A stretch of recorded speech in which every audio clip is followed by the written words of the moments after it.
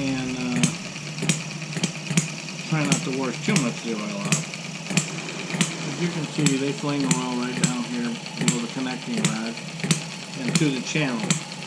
Sometimes I'll even cut up paper towels and I'll take a little piece and throw it right in under here. You know, just like this, a little piece. So just to keep it off the case a little bit, you know, set it down there like that. Put a little weight on it right here, like a little anything, 1 ounce sinker.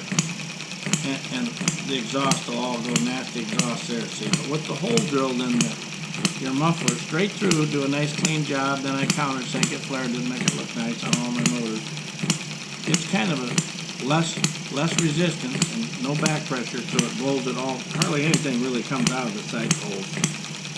But when you plug them with a little piece of brass rod, 1/8" brass rod, turn it down, so they're just a press fit. They look kind of neat, and it's just blowing one out. And that way you ain't got to build an exhaust pipe with brake line and coming out and all this in the way. But you can see a lot of stuff comes out of there. It's kind of dark. Mainly that's from heat there, burning it. 15-to-1 is probably richer you need, because a lot of guys, they'll show their motors the fuel and it's just slightly red. Mine's pretty red. I should have brought my fuel bottle out from the garage. But 1 ounce and a quart's been working for me for 7 motors, and I haven't changed my formula a bit. 1 ounce of Mystery Marble Oil to 1 quart, 32 ounces of Coleman Lantern fuel. And I bought the cheap stuff at Walmart. It's an off-brand Ozark, and I've tried the nice red and chrome looking can, Coleman. Can't really tell no difference from either one of them. And but when you put a little fan here like this, these are at Walmart, and I think they're $5. Just set them right there in the front. They keep her nice and cool, and you ain't got to worry about water leaks like my I believe it's the 91 or the one that's got the governor on it. Some guys are having the piston leak water coming out the back end. Now mine, I ran it once of water. I must have got lucky. Mine didn't leak, but I still don't use water in them. My upright vertical with the radiator, I don't even put water in that, but I do lube that little pump that goes back and forth to pump the water. I make sure that's really lubed good. Every once in a while during the run, which is about 10 minutes I run, I'll make sure I put a drop or two on there periodically just to keep that baby lubed up. I don't know if the water helps the lubrication of it, probably not, but I'm not that sure on that part.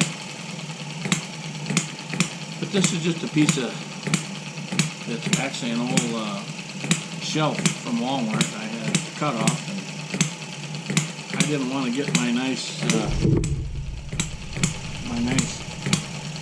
you know, all my stands I bought labeled, had labels made up with brass screws. I bought these at Walmart. They're like $4, and they just fit and then make up all these. This is oak, and then I use brass screws. Just snug in there, but not tight, you know, because I do shellac all my boxes. And these are plastic inserts front and back. Just sheets of plastic, 16th inch, you just cut out as best you can. Find out which way is on or off if you like it a certain way. I didn't want to write on or off on there with a marker or something like that. I wanted it to look a little cleaner and neater. But as you can see, and this was the first run on this, like I said, I don't date them. I keep saying I'm going to get a clipboard and put the date and the runs and keep the track tally of the minutes. But I fly so many mile airplanes. I got like 15 mile airplanes. I fly almost every day. Time to do all that, you know.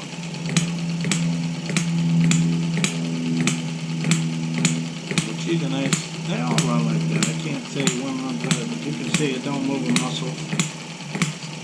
$2 Walmart, you know. You know, you don't gotta mess with clamps and rubber bands and all this type of hold down and vices. I don't want to squeeze the box. I see some guys putting them in a vise. I'd be afraid I'd break the box, you know. But this is really a nice way to do it. Simple. And then I clean this too. I use Windex when I'm all done. It's simple, and I've been using it this way. I've been playing with these for about a year now. And have to forgive my videos. I'm not worth a darn a bit. I'm doing this on the GoPro. I hope it turns out. The other ones I did with my phone.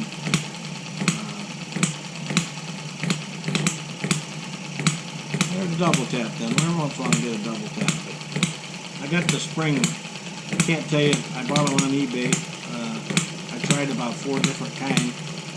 And when I found out the one I liked the best, then I bought some more. I suppose any spring would work as long as it's not too strong. And like some of the other guys, Mr. Walters and Red Ryder and guys like them, they got it figured out pretty good too. And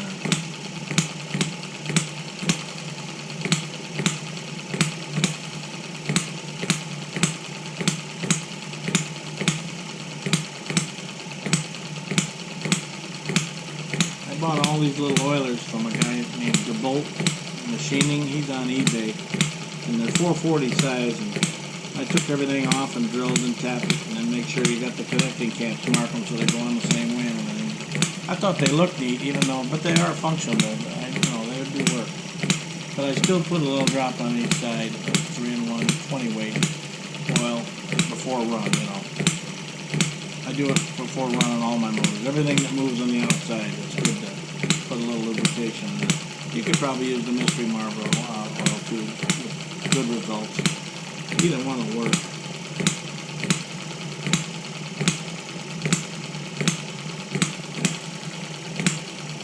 I should change this. I got a 1/2 ounce of oil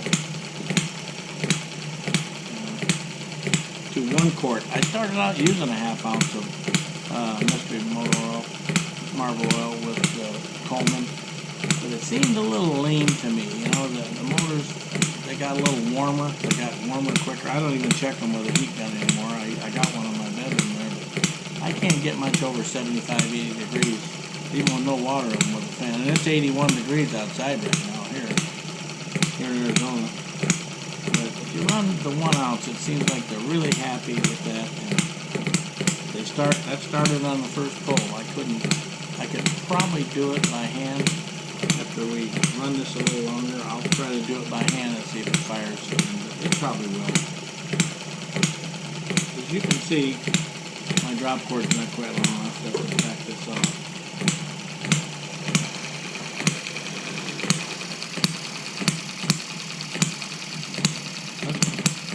That's a double tap. Sometimes I don't like it when you move them.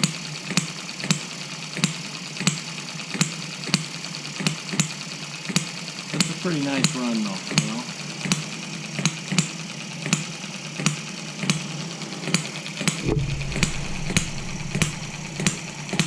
It don't matter if you blow the air this way or from the head. Usually the head seems to get the hottest part right around the head here. So I usually like to put the flange bone at the front. Like I said, these are like $5 at Walmart. You can get them in different colors. I got like 5 of them. I use them for my airplane motors or something when I'm working in the bedroom. I got a hobby shop in my bedroom, basically.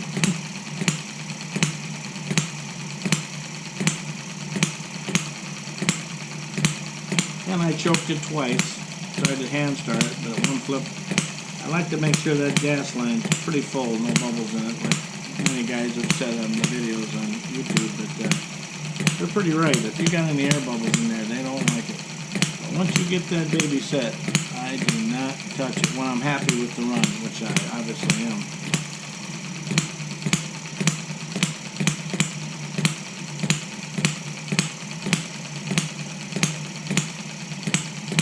I don't like them to double tap a lot, like I've heard some of the guys' engines say bub up, bub up, bub up. And I just feel that the single hit's what you're looking for.